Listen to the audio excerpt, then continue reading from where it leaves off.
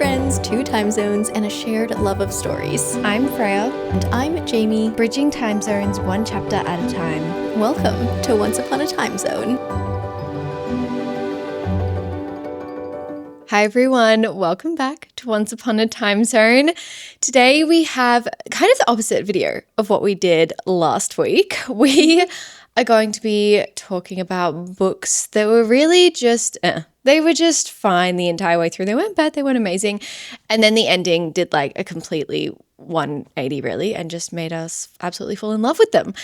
So yeah, it'll be fun. But also guys, we have a Jamie Boston catch up, which I have been waiting. I've been so tempted to text Jamie and ask about everything that's going on, but I waited and I was like, we can talk about it on the podcast. And I can hear and just be like having fun like you guys. So yeah, first of all, we're going to get into our Jamie catch up, anything else we want to catch up on, and then we're going to be getting in to this week's content. But first of all, I wanted to ask Jamie, what are you currently reading?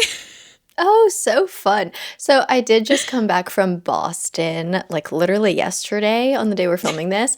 So I just finished Not Heart the Lover, Writers and Lovers by Lily King. So that was my Boston read because it was set in Boston and I read it in Boston. So we want the full immersion. But I actually am currently reading our book club read. So 11/22/63 by Stephen King. I have jumped in. It's a chunker. It is. I think I'm close to like page 300 at this point. For anyone who doesn't know what this one is about, it's basically our main character goes back in time to try and change the events of the JFK assassination. So very much it revolves around kind of this part of American history. It's, I guess you could kind of call it a historical fiction, but also kind of not fantasy, but a bit of magical realism, like a portal time travel thing going on. So a little bit of a mix. You know what? I don't have strong thoughts so far. It's not bad. It's not amazing for me, which I'm kind of surprised at because I feel like a lot of people have told me that this book is just like, once you get into it, it's like addictive, it's bingeable, it's whatever. And I'm enjoying it, but I'm not like itching to pick it up every single time I have a spare moment. So yeah, I'm just kind of average on it right now, but maybe when I get to the end, it might fit into this category of the topic of today's episode that we're talking about. Maybe it's one of those books that, it's just okay throughout and then the end really hits you. So yeah, I don't know. No strong feelings right now. Hopefully it does, because I feel like it's one of those books that I see most people, once they get like a chunk of the way in, they usually are quite addicted to it. It's not one, it's not like I don't want to spoil anything today, but yeah, it's not a slow burn and then like it finally kind of everything goes crazy at the end, from what I've heard at least. So that's interesting. Yeah, like there are things happening that I'm invested in, but it's, I don't know, maybe I had really, really high expectations going in. So it's one of those things where it's my fault. I like expected something like so good that it like isn't possible to live up to the expectations. But I don't know. I also feel like I'm not that interested in kind of like this portion of US history, maybe, is really like it's interesting, but it's also, I guess, not anything that we studied in detail in school in Canada. So I know the major events of what happened, but I never dove deep into it. And so I don't have like an attachment to it, like a personal attachment to it. So it could be that. Yeah. That's fair enough. I feel like it's almost the opposite for me in the sense that, again, obviously we didn't learn about it in Australian schools in history class. Right. But I kind of feel like that's why I'm more intrigued about it. Because I don't know a lot about it. And look, probably reading like magic realism, historical fiction situation about it isn't going to give me like the facts, but it's fine. It's very detailed. I will say I think the historical part of it is very interesting, like the way that like when he goes back in time, you get kind of the feeling of everything, of what it feels like to live in that time. So that part's being done very well. I don't know, there's something Stephen King writes, I think, very detailed. Like, it kind of feels like an old man telling you a story. Like, you're sitting by the campfire or like in bed or something, and there's literally just someone telling you a story, but like they're going off on all of these tangents, you know? So, like, That's actually such a good way of explaining it. yeah. Like, it's not necessarily bad, but like you have to be in the mood for that, I think, to enjoy it. So, I don't know. It's my second Stephen King that I've picked up so far, so we'll see how it goes. Because I didn't love the first one of his that I read. So, I don't know. I really want to love him because he's such a popular author. Look, I think he's definitely one that once you go through his backlist, surely you'll find one that you like because he writes such different kind of books. Like you've got fantasy, you have like the most intense graphic horror you could possibly think of. You have like this like, historical fiction type thing. Like he literally writes in almost every genre. So I feel like surely you'll find one that, I mean, I'm yet to find one that I've only read 2 of his books, but I wasn't obsessed with either of them either. So one of them being It, which is anyone actually obsessed with It? I don't know. Oh. Wait, what was the other one you read? The Dead Zone. It was when I was in my like mystery, a little bit of horror. That's the thing. I kind of quickly realized that his books are pretty gruesome. So yeah, he gets into it. He gets into the gory bits. Okay, what are you reading though? well, I actually just finished my read and I'm debating on whether to go on to that one next or just pick up a little like cute brain break afterwards. Mind you, this book was a brain break. You're going to be very happy with me. I finally read Best Offer Wins. Oh my gosh, did you love it? Please tell me. Yes. I was like hooked from page 1 and I was like, why am I so hooked? I feel like we've talked about this a lot, but if you guys don't know what this book is about, we're basically following Margot, who desperately wants to break into the real estate market. Like she desperately wants to buy a house and they have this budget that always seems to fall just short of everything that they bid on or that they try and buy. And one day she kind of gets an in that a house is going on the market a little bit earlier than everyone else. So she starts to try and work her way into that situation and try and get her hands on it before everyone else. And it slowly just keeps getting more and more insane. And she keeps going to these, to be honest, at the start, I was kind of rooting for her. I was like, you know what? A little bit. A little, yeah. Yeah, you're like, at the start, you're like, you know what? I get you. You're like, it's a tough market. It's a tough situation. But so much fun. It was just like, I wasn't expecting to be so addicted to it because it's not, you know, a thriller like an Alice Feeney type situation. I feel like they're the books that get me really addicted. But I think because it was just such a bizarre and like hilarious, but also, I don't know, part of it was realistic. And I also said in books, I think we've talked about this as well, my biggest pet peeve is when they mention like social media or something like that. And social media was mentioned a few times in this, but I feel like it made more sense and it made it almost more realistic. And you were like, it just kind of put you in the right setting. It really helped because like it is this day and age that you have such difficulty buying properties, especially in nice neighborhoods. Yes, exactly. And sometimes we do need to go to extreme lengths. I mean, not as extreme as she did. I remember actually when I bought this house, we didn't have to, but our realtor suggested to us to write like a personalized letter to the current owners and put a picture of ourselves and just put in random things about us. Like we were like, oh, we have 2 cats, we have this stuff. And apparently that really helped because the previous owners also had 2 cats. So they wanted to see kind of like a young couple move in with also 2 cats because that felt like nice. And they didn't want to sell to, I guess, like, I don't know, someone who would just like rent it out, like a landlord or something. So it apparently actually helped, like getting personal with the previous owners. And like we literally put a photo of ourselves. We were like hiking and it was just a wholesome photo of us in like hiking gear and backpacks and stuff, smiling at the camera. And apparently that's what helped us win the house in the end. So Margot was on the right track, basically. She just went a little off track. A little off track. Yeah, no, that was so much fun. That's so funny though. That's such a little fun Fun fact. But yeah, I'm so glad I finally read it. I know Lottie's going to be very happy I finally read it as well. You and her have been like just begging me. So yeah. Do you have any more recommendations like that? Because that was so fun. Like, I feel like it's one of a kind though.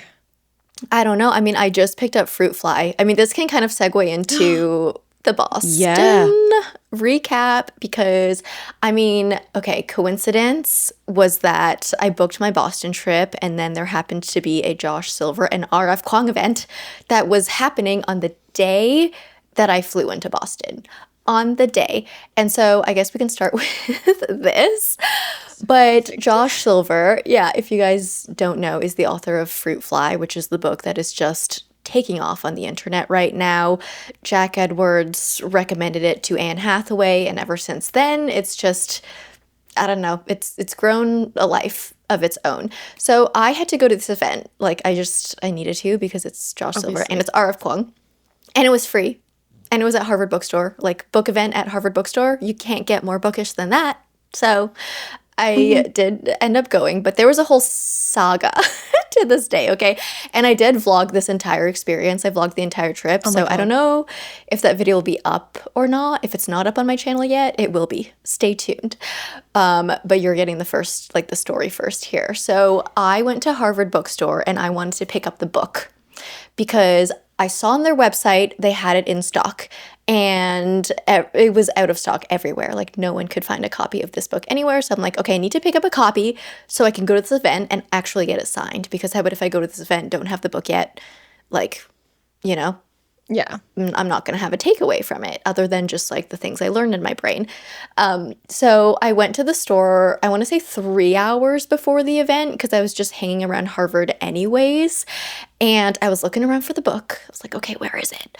Couldn't find it. Couldn't see it anywhere. I asked one of the girls that was working there and she was like, okay, so this book is kind of on lockdown right now because we want to make sure that there are copies for sale at the event, which makes sense. So they were holding it in their back rooms and not releasing them for sale until closer to the event. So she was like, come back in half an hour and I'll put them out and you can grab one. And I was like, okay, thank you so much. You are so kind. So we kind of just walked around Harvard Square for a bit and then came back. And then I was just waiting there, like literally like a creepy lurker, staring at her in a friendly way, you know, channeling Margot from Best Offer Wins. Except it's not a house, it's just a book. And I was like, okay. And I saw her walking back and forth and she was taking out the box of Fruit Fly. And I was like, oh my gosh, there they are. She was like piling them up. And she saw me. She was like, oh, you're back. I'm like, I came back. She's like, okay, they're almost ready. So she ended up she gave me the first one that was on sale that day. And she was like, here you go. Thank you for waiting so kindly. And she's like, honestly, I've had people kind of wait and ask for books, but they were rude. So I didn't want to like give stuff to them, but you were nice. So I'm going to give you this first. I was like, oh, thank you so much. So That's so great. yeah, being nice is good, you guys. Be nice and you will get things in return. So I got a copy and then I just left and came back maybe like an hour before the event and I managed to get a seat, although like it was already starting to fill up an hour before it started.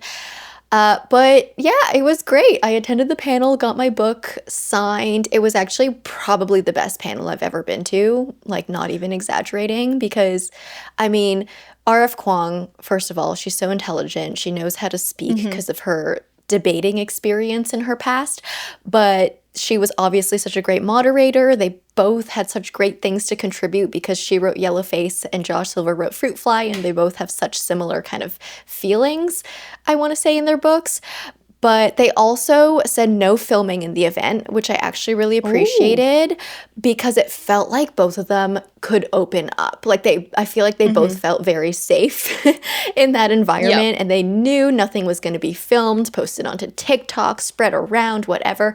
So yeah, they were both very open and we got really deep into things. And I guess a couple of the topics we talked about were number one, which was very interesting, why queer and especially MM books are so popular these days, especially with female audiences, and especially like a lot of women are writing these books and a lot of women are reading these books, and that's the target audience.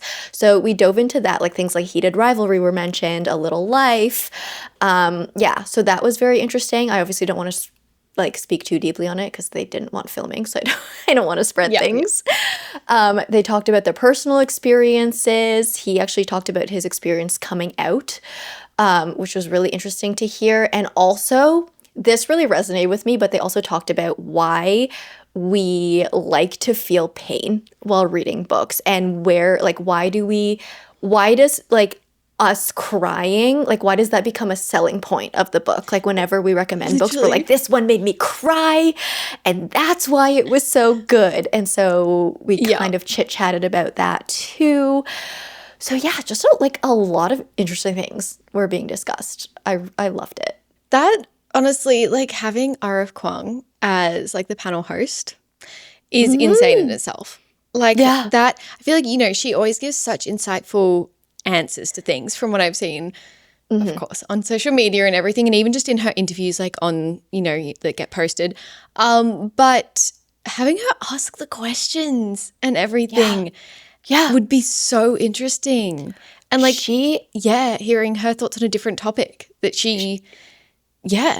because it's not her book, but she asked such great questions. Like when she asked them, I was like, how did you think of this? And it was the perfect amount of like, the questions had a purpose, like they had a point, but they also weren't like, she wasn't leading Josh on, you know? She wasn't like, oh, I'm asking you this so you can say this.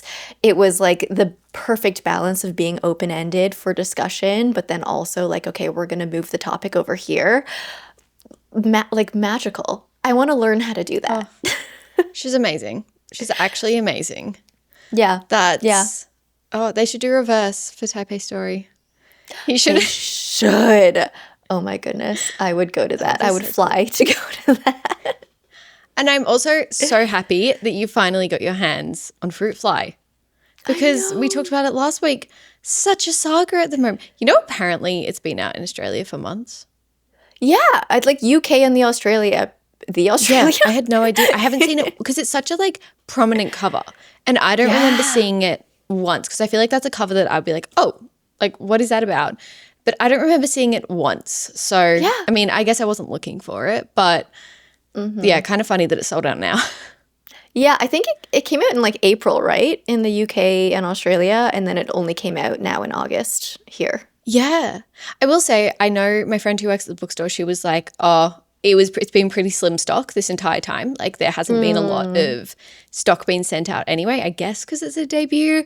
But yeah, it's still just so funny with all these bizarre different like publishing dates and months difference. Yeah. Yeah. We'll never know. We'll never learn the mystery of why they do that. But I also need to hear about Salem, everything like that. I need how is the trip overall? Some top moments, any low moments? I am now in this moment because I know you had troubles kind of like speaking about your Europe trip in a concise way that didn't take like 4 hours, and I'm so impressed because I was only gone for 3 days, and I don't know how you managed to squeeze in like 3 weeks of travel into even like 40 minutes. Like I don't know how you did that. So I'm going to try and be brief. I'm going to try and, so we'll do overview of Boston and Salem, and then I'll do like a couple highlights, I guess. But my overall thoughts on Boston first, I'm in love with New England, I will just say, because it was my first time in the area. I need to explore more. I want to go to Maine. I want to go just like everywhere. I want to go to Nantucket, as I mentioned. I want to go to like Martha's Vineyard, like, I don't know, Cape Cod. I want to go to all these places. I think I'm a coast girly at the end of the day. Yeah. I love the coast, and it's not great that I live in Toronto because I'm so inland, even though we have a lake. We have a lake, okay, but we don't have like an ocean. Yeah. We have a body of water, but I love the coast, and especially the East Coast. I think I'm an East Coast over a West Coast girly. Yeah. But Boston in particular, I feel like felt like a mix almost between Toronto and Europe. Like the city vibes, I think, kind of felt Toronto-ish in parts, but then there were parts where, I don't know, we had like kind of winding cobblestone paths a lot, and that felt very European, a lot of the architecture. I think also just the culture. There were a lot of patios kind of everywhere. And you know how that's like a European thing? I feel like Boston really embraced that. And also the reading culture was like, it just felt like so bookish, and not in the way that a lot of places are becoming bookish in a trendy way. Like, I feel like Boston is bookish in an actual bookish way where people love the words and the books and the reading. Like, it didn't feel gimmicky. It felt like actual bookish, if that makes sense. So It does. No, it does. It's like they're not trying. They're just cool. they're just cool. Yeah. Without trying. Yeah. No, literally. Highlights in Boston, I will say, are number one, the Harvard tour. Harvard in general, like, made me want to study, like start studying, read a book. Like, I was just walking through and I was like, oh my gosh, this feels so amazing. There's so much cool history to Harvard too. Like, I don't even think I knew this, but Harvard is older than the States. Like, Harvard existed before the American Revolution, like before the events of Hamilton. Like, Harvard already existed. And in fact, during the Revolution, George Washington used a bunch of the Harvard residences, and he stayed there for a little while, and all of his kind of like troops and everything stayed there. And they apparently took a lot of furniture from inside the Harvard dorms and repurposed them for, like, I don't know, materials and stuff they needed to use for the war. Yeah. This is what? Right? Like, learned so much cool history about Harvard. There's also a library in Harvard that is named after someone who died on the Titanic. And the library was created, or I guess the money was put in by the mother of the guy who died on the Titanic. And she was like, I want somewhere to store his rare books, because her son was really into books and stuff. And so this library was built. So cool. Wow. So cool. That's I don't know it's not wholesome, but it's like sad, but also like. But it kind of is. It's kind of like, let him live on, I guess, like through his love for reading and books. So yeah, Harvard was great. I also just loved exploring. It's called the Beacon Hill area. That's like kind of the really cobblestoney area, and there's a lot of like bookish things, libraries, bookstores, shopping. It's all like squirrel and acorn themed. Like, everything had like little squirrel things and acorns on them. It was so cute. That is adorable. Oh my God. Yeah, I loved it so much. Embrace the squirrel. I don't know. There was so much to love about Boston. Like, the food was so good. Obviously, I ate 2 lobster rolls because one was not enough. Were they good? They were like so good. So fresh, like so much lobster in them too. I'm like, I've never had this much lobster in my life. Honestly, the food scene in Boston looks so good. I've now been getting like TikToks of Boston because I've been like, obviously you were there, so obviously I'm gonna get. Yeah. No, it like so good. Even the simplest things, I feel like, were just done so well. And everything I ate, I was so impressed with. The sticky bun at Flour Bakery, if you guys know, you know. Oh, I already want another one. The cannoli from Modern Pastry was such a hit. I need to go back. I love cannolis. I know that's the thing. Reminiscing, you kind of just am like, it's great, but you're like, oh, not enough time. Sad. Yeah. The thing is, I didn't end up actually eating anything that was like a Boston cream pie or a Boston cream donut, and I feel like that was a missed opportunity. But like, to be fair, I'm not a fan of Boston cream donuts in general, so it would have just been doing it to do it. For the sake of it. Yeah. But that was Boston. Salem was so cozy. Honestly, like I was like, oh, is it going to be spooky? Is it going to be whatever? And there were areas, especially kind of in the witch trial specific memorial parts, where I was like, wow, I feel this energy here.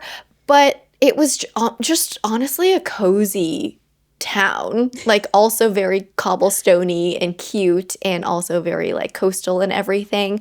But they were just, I mean, it is very touristy nowadays, I will say. Like Yeah. everything was super touristy, like witchy, like lots of Halloween spooky museum haunted house things. So Yeah.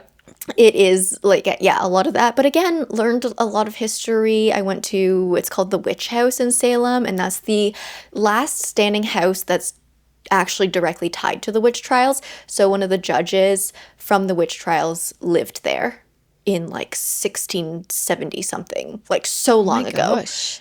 Yeah, so they've now turned that into this witch trial museum, and there was like, yeah, a lot of history of the first person who was accused of being a witch. So that was, yeah. Wow. Yeah, they did weird things back in the day, I will say. Some of their just like regular traditions and customs, I'm like, well, obviously you were you were accusing everyone of being witches because of all of these things you were doing. But like everyone was doing them. I don't know. Wait, It's such a like what kind of bizarre. things? There was something called, I don't remember what it was called. It was called a something cake, and they would bake it out of flour, something else, and their own urine. And Oh my god. but this was like a normal thing that people did. And Oh my God. sometimes, like, one purpose for it was kind of like to find the love of your life or something. And there was another that was to, like, determine your health, or I don't know. There were like a couple different reasonings for doing it. And then during the witch trials, they did it to, they would make this cake out of the person's urine and then feed it to a dog. And then if the supposed witch felt the dog's bite and felt pain, that meant they were a witch. But I'm like, who's not gonna get hurt from a dog bite? Yeah, I'm kind of confused now. I'm like, I get what you mean. No wonder they were Yeah, this is accused. a lot. Oh my god. There's Oh a my lot God. going on. Yeah.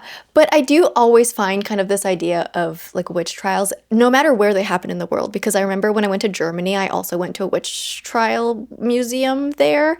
And it's just bizarre that this happened like in so many different places in the world, where there was this kind of uptake of people getting accused of being a witch. And once you're accused of being a witch, you can't unaccuse yourself. Like, you can't, it's impossible to talk people out of it because now everyone just has that opinion of you.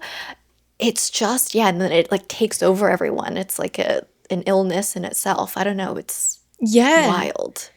Oh my gosh, that's crazy. That would have been crazy to be there and be like, yep, people were just, yeah, let's not get into it. But people are accused of being witches here. That's crazy. You're right. There would have been like this energy. Yeah. Oh my gosh, you're just Yeah. doing your rounds. Germany, Salem. Yeah, where's the next witch trial place that I'm gonna go to next?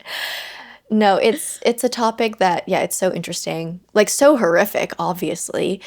But yeah, I feel like it'd be interesting studying deeper into it and just kind of like understanding why this stuff happened. Yeah. I mean, the thing is, it still happens can. to this day. Like, not Yeah. to that extent, but like TikTok, a lot of witch hunts happen over there. I know. That's the point when you get to your algorithm like that. You're just like, okay, I've got to do some rejigging. Yeah. Like, When it we gets need to that point, I'm just like, oh my cleanse- god, why? Cleanse the How? feed. Yeah. Yep. Yeah. Yeah, so many highlights though. Yeah, did some shopping, shopped for books, souvenirs, etc. It was great. I'm so glad. It's okay. We'll see all your detail in your vlog anyway. That's so great that you vlogged it. It was so great for us. Yeah. So we can go into detail then. Enjoy the vlog, you guys. I think it'll be up Yeah. soon, like after this episode's up. Okay, we do have another book announcement, kind of a thing to talk about though, quickly maybe before we get into the episode. But ACOTAR, okay, we have the title, or I guess the next two titles and the next two covers, and also the next two blurbs, which I found was an interesting choice to release both of them. I didn't even see the blurbs. I just saw Yeah. the covers and titles. Oh. Yeah, it was on Target and Waterstones. I want to say they on their websites released blurbs for both of the books, which Is it still there? I think so. I checked yesterday and it was still there. Yeah, but even if it's not still there, it's spread. It's out there. Yeah, it's out there. It's on the internet. They can't take it back. But I thought they would release the blurb for the first book, but I feel like it's an interesting choice to release the blurb for the next book when the first part is not out yet, because I mean, they're both very vague, which makes sense, but it's like, why would you release the blurb of the next book? Wait a little. I don't know. Yeah, especially when they're literally like, well, especially just when they're literally like meant to be, it's like a one book split in two, really, is kind of what she, like Sarah J. Maas described it as. I will say I miss the OG covers. Yeah. Every time we get a book, I'm like, cute. I know that this could be so much more. I just feel like they're so simple. And like, I do think this is one that is very much in my mind as like an e-cover, or like, you know, when you get sent an ARC on your Kindle and it's like this like temporary cover for like that's kind of what it feels like for me. It feels like just a really simple design. It's pretty, it's cute. We'll just send the ARCs out like this or something like that. I just was like, oh, okay. I kind of expected it, to be honest, because of the last few books. I was expecting it, and I am now forgetting the second title of Forgotten Melody. It's like Splintered Harmony and then Forgotten Melody. Yeah. I found that one odd as well, and I was like, oh. I find both the titles very clunky, if I'm going to be honest. Yeah. Like, I love the musical theme to them. I think those definitely give them a great vibe, but they're just so long and the words don't really flow. Yeah. You know, like A Court of Splintered Harmony, A Court of Forgotten Melody. It's just, it doesn't roll off the tongue. I feel like the previous titles have all been so concise and perfect, you know, like A Court of Thorns and Roses. Yeah. A Court of Silver Flames, A Court of Wings and Ruin. Like they fit. They make sense. Yeah. Like, even, on the cover, like, there's so much text. Like, it feels I know. like I think that's so much of the space, and it's not pretty. Those poor graphic designers trying to fit this text in, because, like, honestly, finding, like, they had to do quite a small font, because otherwise, like, you couldn't fit the word, like, harmony on the book. Yeah. Splintered. That's such a long word. I don't know. Are you similar? Yeah, I'm just kind of like a little bit disappointed kind of in them. Like there was such a big build up towards them, and honestly I've kind of fallen off the hype because of the way I think they've handled the marketing of this book. Like, I've just gotten bored of it almost. Like, I'm still going to read the next books when they come out, but it's not even like, I need to read them right when I get them, or like I don't need to read them on release day. You know what I mean? I'm like, I'll get to them. Like, you know, I have my pre-order. I'll read it when the time comes. But also about the covers, I don't like that they've gone with this kind of gradient ombre design. Yeah, that's the other thing. It kind of feels like you went into Canva and were just like gradient. Yeah, just me for gradient. My assignments. Gradient. Yeah, like, honestly, like, the color blocks of the other covers, like even the new design, I'm like, at least they have a theme. Like, at least they're so kind of iconic in the solid color blocks that they are. But then these ones, I feel like if you put them with the rest of the series, like, they don't even match. Like, honestly, this whole cover journey has been weird. Like, not even just for these two. The entire series, like, publishing them in the three in, like, a very similar kind of look, like those traditionally published versions, or no, not traditionally published, those first editions. And then, like, we kind of changed it, like Frost and Starlight and Silver Flames, like, and they got their own one in them itself. Like, that was, you know, with the orange accents and everything. And now we've got another, but it just feels really, it does not feel cohesive. Do you reckon they're like, oh, there's such a big fandom that it will just, like, carry itself? I mean, yeah, I think it's going to be a bestseller. I think it's probably going to be the most talked about book of the year. But I feel like it could have been more. Like, just, like, giving you a bit more excitement. Like, you're a fan. Like, I love this series as well. Like, I want to be, you know, like, I want a Sunrise on the Reaping type feeling. Yeah, like I do. I love the books in the series. I just, like, my excitement has died about the series, and I think it's probably a mixture of, I mean, like, it took a while since the last book. Like, there's been how many years of a gap since Silver Flames was Oh, published? I it's can't been even remember. like 4? 4 years? Yeah. And like it's not like for me, I read ACOTAR maybe like 3 years ago. So it hasn't even been that long. Yeah. So, but like it has been kind of a gap. And then also I feel like just the way that, yeah, they've handled it with their like lack of any type of communication and then kind of like, oh, you're gonna get a little bit something, but like, not really. And they're kind of holding this. Okay, I'm actually really mad that they're. Okay, one thing, I'm tired of the ship wars about this series. Oh, I know. I And don't also, care. I'm tired of like every time you bring it up. Like I was telling my friends about it and they're like, okay, so who are you voting? Like who are you going for? And I'm like, I'm just tired of Yeah. answering this question.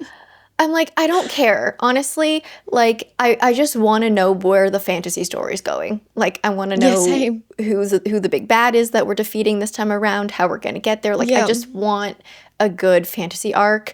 Whoever ends up with who, I don't care.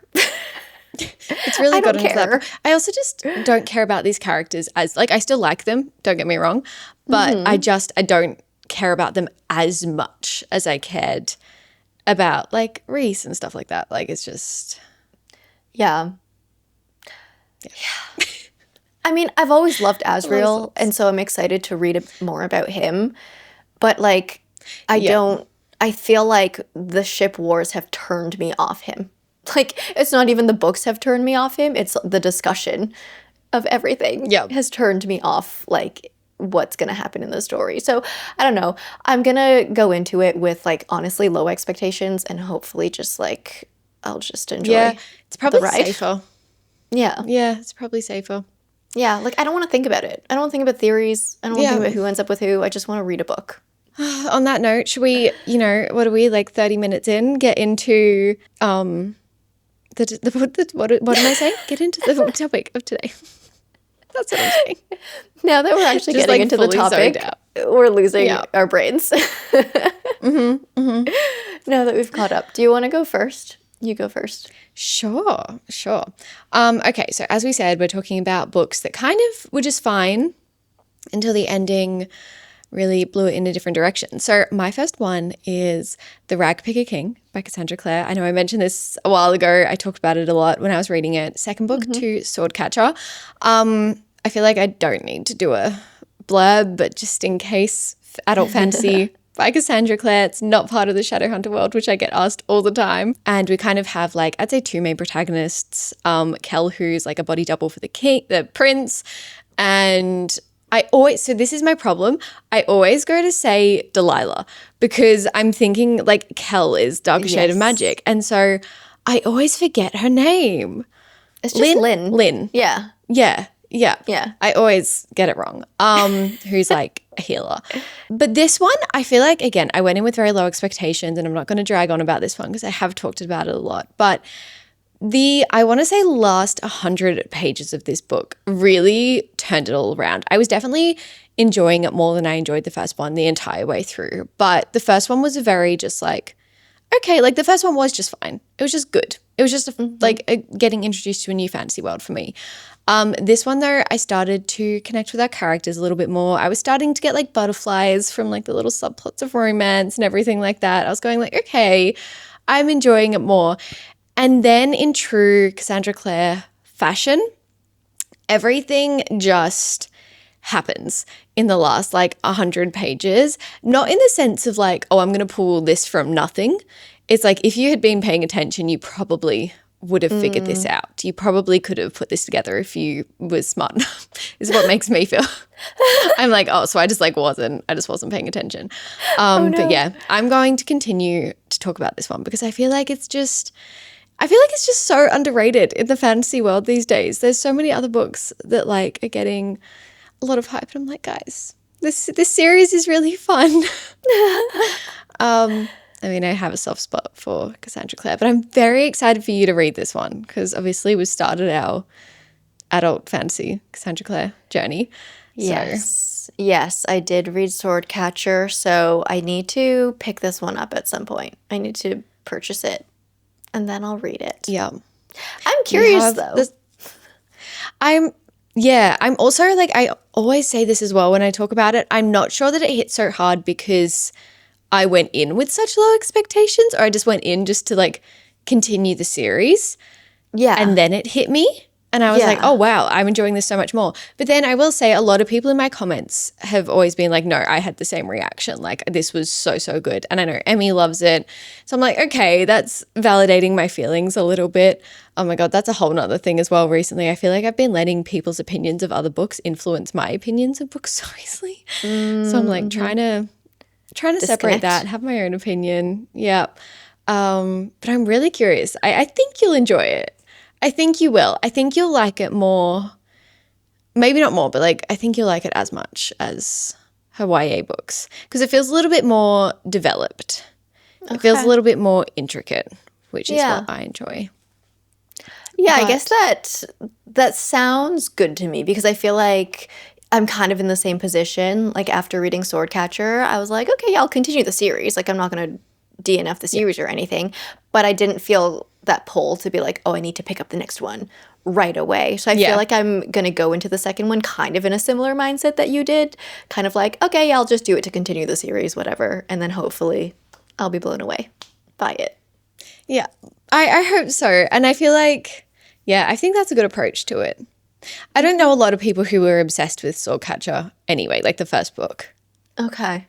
It was just kind of a first book. You know what's funny? I feel like a lot of people talk about second book syndrome, but not a lot of people talk about first book syndrome. Because that's a thing too. Yeah. It's very specific to the high fantasy genre, I'd say. Yeah. Because you just kind of have to set up everything and set up your world. Which is why I'm always so impressed when I read a book that like I'm so addicted to and they find a way to like introduce this really detailed world very naturally. Yeah. And Way of Kings. I feel like Way of Kings really, I was like, oh my gosh. I was enjoying the whole process with that one. Like it was a big setup book for sure, but it didn't feel like a setup book. I was like, I like this way of setting up. Brandon Sanderson, if somebody is going to do world building well and like not in a, oh my God, okay, I've just got to get through this to like, and I've got to like really process it. Yeah, no, that was amazing. I went in ready for that. I went in ready to be like, this is going to be a drag to get through, but I'm going to like, it's going to be worth it in the end. No, he totally did that. He truly is a master. Okay. Yep. My first book that I thought was pretty good. I don't want to say just okay because the first bit of the book was good, but the ending of it is truly what made it like not a 5-star read, but a 6-star read. You know what I mean? Oh. Piranesi by Susanna Clarke. I have been seeing this everywhere and I need to know what it's about. Greek mythology? Not so much. It's one that you want to go into blind. So what I will tell you is it is a fantasy standalone and we follow Piranesi. He's our main character and he lives in this house that's very liminal and there are like kind of these endless corridors, like so many corridors, and this house is his entire world. He only knows one other person that lives in this house named the Other, who he sees twice a week, and the Other kind of like gives him tasks because he wants Piranesi to help him with some research that he's doing about some like big knowledge thing or whatever. And that's all you kind of want to know diving in, because throughout the story we just see Piranesi as he finds out more about this like house, this world he is in, and finds out more about himself as well. But this book, when you jump in, it's so disorienting because the writing style, it is kind of like journal format, but the way that it's written is a little bit like, oh my goodness, what's going on? Because we have all of these corridors and it's like everything will be like, oh yeah, the 186th Northwest corridor had this, and then the 47th Southern hallway had and it's like, like what's going on? And you just have to trust it and keep going. Like, no, you don't have to memorize where the 187th Northwest corridor is. You don't have to retain all of it, but it's just kind of, I feel like, disorienting on purpose to kind of like set the vibe. And so I was really loving the writing, but also being like, where are we going to go from here? And I didn't have strong feelings about it until the last, I guess, bit of the book, where you really get like, you understand what the book is about. Because what I will say also about this book is that it's not entirely unpredictable. Like at the beginning, you're confused, and then in the middle, you're like, okay, I know exactly where this is going. And then there's Yeah. a big reveal that is pretty predictable, in my opinion. But what the genius of this book is what it represents and what it mirrors in our real life, and like what it represents in terms of like the minds of people and how people's minds can be affected due to certain situations that they're in. That's all I I'll feel like say. I have more questions than I started with. It is that kind of a book. Okay. I only ask if it was Greek mythology because I've seen lots of people be like, if you liked the Odyssey, read this. Which I'm not I exactly sure guess why. I guess kind of like aesthetically there Yeah, like there are okay. lots of like big columns and statues and Yeah, things and yeah. like tides, and I feel like that vibe goes with kind of Greek mythology. Yeah, So, that makes sense. Yeah, they're always pretty loose, like ties, but that makes sense. I'm so yeah, curious now. you should read When it. did you read this It's one? I don't know, like a few weeks ago. My reading vlog's Okay, I thought it coming was out a soon. recent. Yeah, Yeah. yeah, very recently, but yeah, I was so impressed by it. And what it is one of those like once you get it, you're like, oh. But I have seen a lot of people being like, oh, this was predictable. The plot was so like easy to guess, whatever. But I'm like, no, Oh, no, that's not the point. Like, yes, I know it's easy to predict, but there's a reason why you predicted it before our character predicted it. And when you think about that, okay. it's like, oh, it like kind of hits you in the heart, in the soul. Oh, okay. Okay. Yeah. I don't want to tell you too Nervous. much more about it. I just kind of Yeah, want you no, to we'll read keep it it. there. We'll keep it there. Yeah. Okay. Okay. Okay, my next one, completely different genre and vibe. This is The Wretched Divine by Adeline Grace. I like now again, a lot of these books that I'm talking about, they weren't by any means bad. Like if I had finished these books and they were kind of had just taken that same progression as the like first half of the book, it would be like a 3.75 4 stars. You know, like it's not like a bad book by any means. It was just kind of a Yeah. good book. But this one, first of all, it was really fun to be back in a world with, again, I've talked about this one a bit, but like with magical, I don't know, just like creatures, I guess. What do we call them? Angels and demons and everything. Mythical Yeah. people. I'm not exactly sure Mythical what you'd call them, but mythical creatures. Yeah, sure. yeah, something like that. It was fun to be back in a world with them because I just feel like that's a kind of not a lost art, but a lost art, if you will, in the fantasy world. I haven't read a lot of like angel demon romances in a long time, and I feel like they can be a real hit or miss. Like they're Yeah. either going to be really, really fun, or it's going to be too cringy and it's going to be like Vampire Diaries vibes. Which I mean we love as well, of course.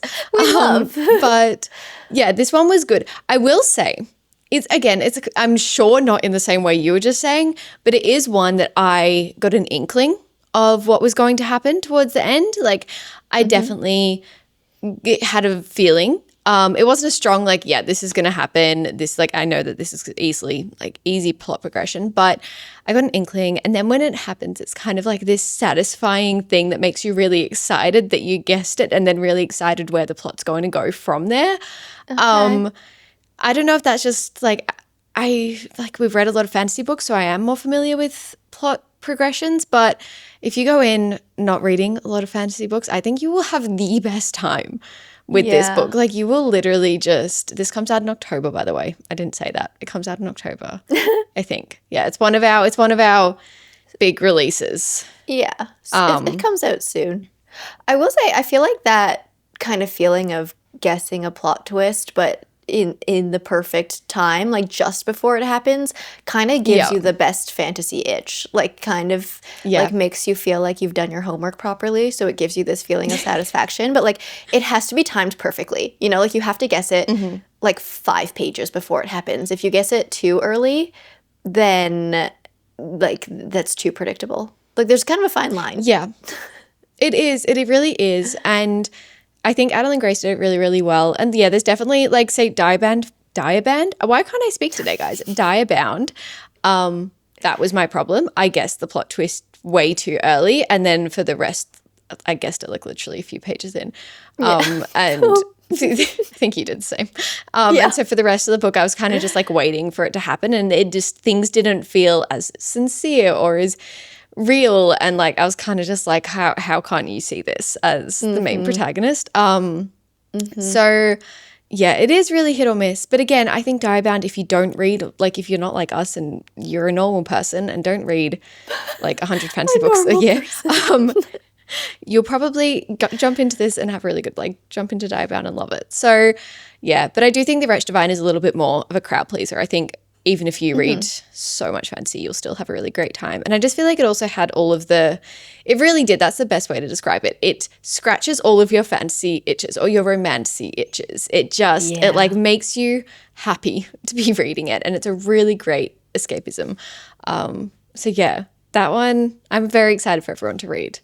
I think Emmy actually just read that one, and I was like, it's always like when you get arcs, it's so fun, but then you just have to wait months for like people can't talk to anyone to read it. Well, now you can talk to Emmy. That's good. Yeah, I know. I'm like, great. I've got one other person now. Yeah, I still have no one to talk about with the sixth faction, so they better be sending what out did they some give arcs. out, like 4 arcs or something? The Canadian team gave out, I think it was like either 2 or 4 arcs to us little Canadians. Yeah. Just track down the other person. Yeah, I'm like, who are you? Where are we? Let's have coffee and talk about this book. That's so true, though. Getting close, though, for that one. The release close. date's getting closer. Yeah. Do I need to read Divergent again beforehand? You did the... I wouldn't say so. Like I didn't do a full reread. I just kind of read the first like 6 chapters side by side because that's when the story is the closest, kind of like before it all diverges. So I know I'm so funny, you guys. So I did read the first 6 or so chapters side by side, and then once it got very different, then I just put the Divergent down and continued with the sixth faction.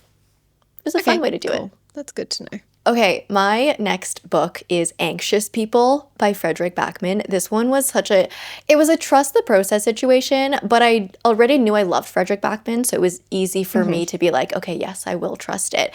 Because the writing style in this one is so quirky that it was a little bit off-putting for me. Like, all of his books have kind of like, his Beartown ones are not quirky at all. His, like, most of his other books are a little bit quirky, like A Man Called Ove, My Friends, etc. But this one is like his true spirit of like humor, and you know, it's very Swedish is what I've heard. Because when I was like, what? Like, why are the people acting this way? I have a lot of, I guess, Swedish subscribers and viewers, and they all commented on my video being like, no, that's just a Swedish thing. I love that. It's just how Swedish people like tell stories, I guess. And so like in the translation that came across in this one. But it was very much like, oh, what is going on? Why are the cops talking to each other like this? And so the premise of this one, just very quickly, it is a literary fiction, and we follow a robber who tries to rob a bank, but it goes wrong, and then runs across the street, up the stairs, into an apartment building, and then through an open apartment door, runs through the door, realizes it's an open house, and so there's a realtor, and there's like a whole bunch of people in there viewing the house, and then the robber kind of takes it in as like a hostage situation and locks everyone in, and then there are 2 cops investigating it. It's a really bizarre but fun concept. And it is kind of like, what is going on here? But then in the last bit, when you get all the reveals, there is a huge plot twist in this one, which I did mention because this one's getting adapted. I don't know how they're going to pull off this plot twist because of the thing that was twisted. But we'll see how they manage it in the film adaptation. But that was wild. And then also in the end, you kind of realize, like, you know how Frederick Backman just kind of pulls people together and like, it's very much like, oh, this little thing that happened when these two strangers encountered each other for 5 seconds that affects something that happens now, like the ripple effect Yeah. of that. And that moment meant so much more to that other person than, like, you know, whoever was involved thought it did. Like, one person was like, oh, it's just a random passersby moment, and then the other person's like, oh my gosh, this literally saved my life, kind of a thing. Like, just beautiful human whoa, I hit my mic. Just beautiful human interactions like that. Yeah, really made this book. So in the end, I was like, I loved this, but it was a little bit like touch and go as we went. Probably as well, if that was your first Frederick Backman book, that would be, you'd be a bit confused. Yeah, and it wasn't even my first one, but I was still like, oh, this is deep Frederick Backman. Yeah, fair enough. Okay, my next one is The Prison Healer by Lynette Noni. I feel like you might agree with this one. I feel like it was just, I will say, I think when I read the Prison Healer series, I'm so glad that I read them back to back to back. Like, it's a trilogy. Yes. It's a dystopian series. It's a YA series, and it very much gives that feel. We're following Kiva, who is basically the healer in a prison. Yeah. Well, yes. Wait. Yes, she is the prison healer. And like one day this kind of the lead, they're in a very dystopian world, I should say. Everything is like very monitored, and the rebels are constantly getting taken into this prison. And one day, like, the lead rebel, basically the woman that is like kind of the face of the revolution, gets brought in, and she's like unconscious, and Kiva starts to heal her. But she's basically only here to stay alive. Like, it's not like she's chosen this position. But it's just one that I feel like it's very, Lynette Noni does do a great plot twist. I will say, for a YA book series, you do have a lot of moments that are just like, oh, that is so fun. Like, it just really sets it off in a different direction. Without those, and it's not even just one. I would say maybe 3/4 into this book, the last quarter of this book, like the last 200 pages, I'm trying to remember how long it is, like a good chunk of it is a lot of action. Everything is going on. You're trying to, like, it's one that you just want to be able to sit down and read and like finish the book in as soon as you get to that point, because otherwise I feel like your mind would just be like ticking, ticking, ticking, being like, I need to get down and read this. So yeah, I think Lynette Noni just does YA plot twists, like specifically YA plot twists, very, very well. She does them in a way, again, that we've said it's very hard to have these little dots connecting throughout the book, but them not be too obvious. But then for as soon as it happens, you're like, oh, no, that, like, why didn't I see that? That Like, makes of course. so much sense. Yeah.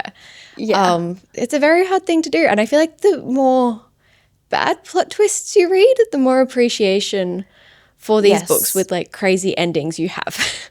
Yes. And you guys know how picky I get with plot twists. I actually loved the ones in the Prison Healer series. So they're like that. so fun that you can't not. I know. I think that's the thing with these books. Like, they're so bingeable, they're so quick to read that, like, you don't even have time almost to like think about what's happening next, because, like, I don't know, I was just like flipping through these. So it's not a book that I was like deeply thinking about at all, really. Yeah. It's just a book you read for fun. And so because I was just reading for fun, it was like I did actually get caught off guard by a lot of the things that happened. And I feel like, well, this book follows like your standard YA fantasy trilogy trajectory. If you look at it as a whole, it's like the way you get there is so fun and unpredictable. Yeah. That's what makes it so fun. So yeah, it's just like the perfect mishmash of like everything we love in a YA. It really is. Yeah. Highly recommend. Highly, highly, highly recommend.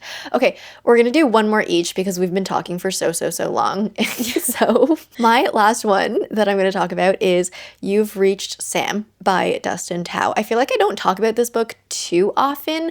It's one that I read a couple years ago, I think, but it's a magical realism contemporary fiction type of a book where we follow so it is YA, so we follow a girl, she's in high school, but her boyfriend has just died.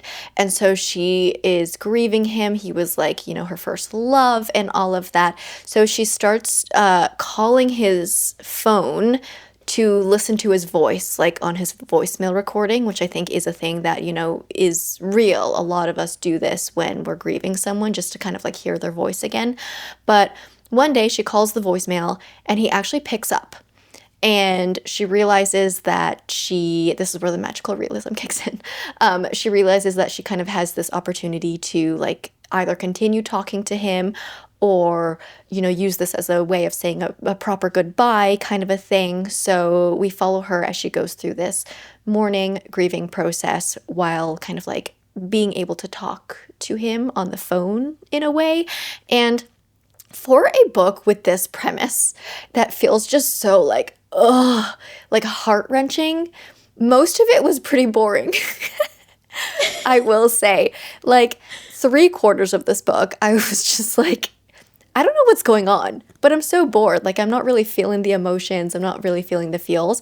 But the last bit of the book made me sob.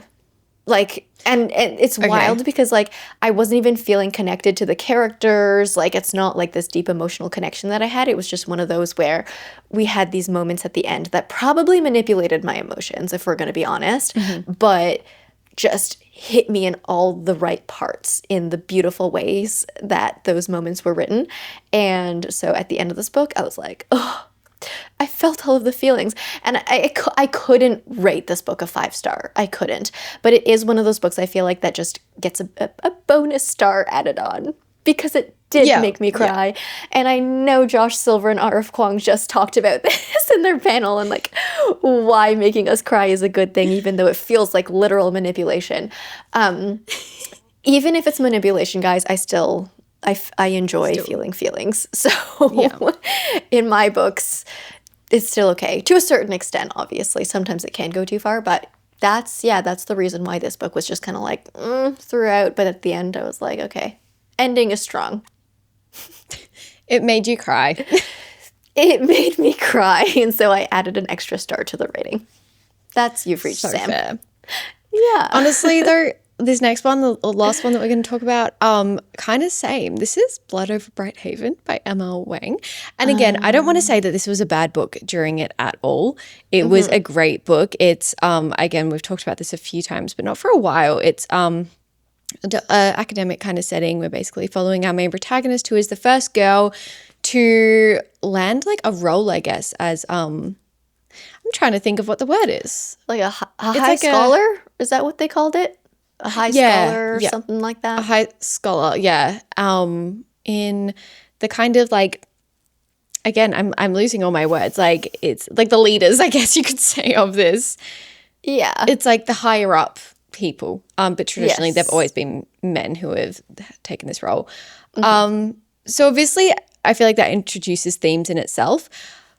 And it was a great story throughout. Don't get me wrong. I really, really enjoyed it. I loved the feeling that it gave me the entire time. It was such her like defying all these norms and like finding out all these secrets.